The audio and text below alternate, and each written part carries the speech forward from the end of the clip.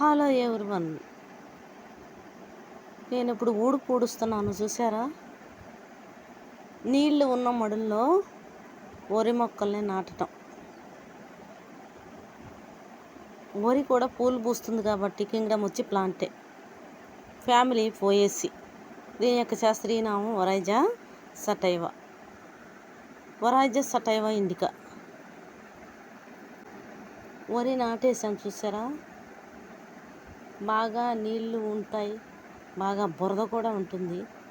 అందులోకి దిగి నాటాలి. భారతదేశంలో పండే అతి ముఖ్యమైన పంటల్లో ఒకటి.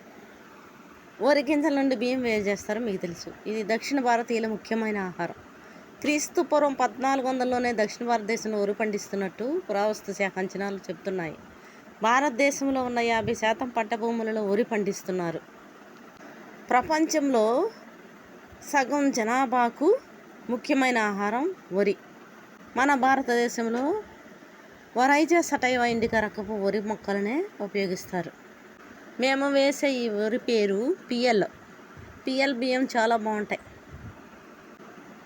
ఆకుమడి తయారు చేసి ముందు వరి విత్తనాలు చల్లుతారు. నారు అయిన తర్వాత మళ్ళలోకి మార్పిడి చేస్తారు.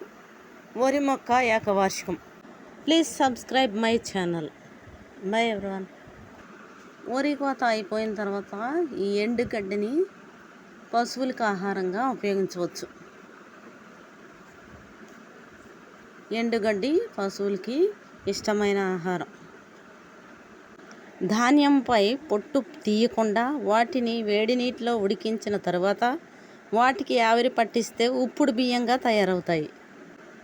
ఇడ్లీ, దోశ మొదలైన వంటలు వీటితో తయారు చేస్తారు. తవుడు నుండి తీసిన నూనె వంటలలో ఉపయోగపడుతుంది. వడ్లలో రకాలున్నాయి. హంస, ఫాల్గుణ, జయ, మసూరి, రవి, బాసుమతి మొదలైన రకాలను మనం పండిస్తున్నాం.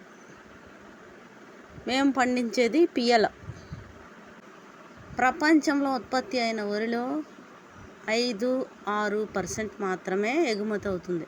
అన్నిటికన్నా ఎక్కువగా వరి ఎగుమతి చేసే దేశాలు Thailand 26%, Vietnam 15%, America 11%, Indonesia 14%, Bangladesh 4%, Brazil 3% ఎక్కువగా వరి దిగుమతి చేసుకుంటున్నాయి. వరి అత్యధికంగా పండించే దేశాలలో కంబోడియా మొదట్లో ఉంది.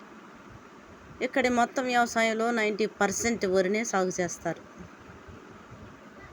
ఈ విధంగా మేము ఈరోజు వరి ఊడ్చాం. Please subscribe my channel.